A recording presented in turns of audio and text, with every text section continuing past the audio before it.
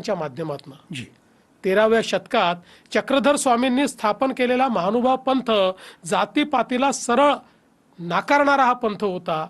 त्यांची शिकवण साधी होती, मराठीत लिहिलेली, सर्वसामान्यांसाठी.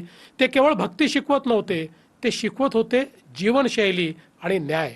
की त्या चक्रधरांचं कार्य जिथे घडलं, त्यांचे गुरुसुद्धा म्हणजे गोविंद प्रभू रुद्दीपूर विदर्भामधलंच. तर रुद्दीपूरला मराठी विद्यापीठ आपण सुरू केलं, स्थापन केलं. ही एक महत्त्वाची गोष्ट मानतो मी महाराष्ट्राच्या पण इतिहासामध्ये. त्याचं एक मोठं श्रेय आपल्याला जातं.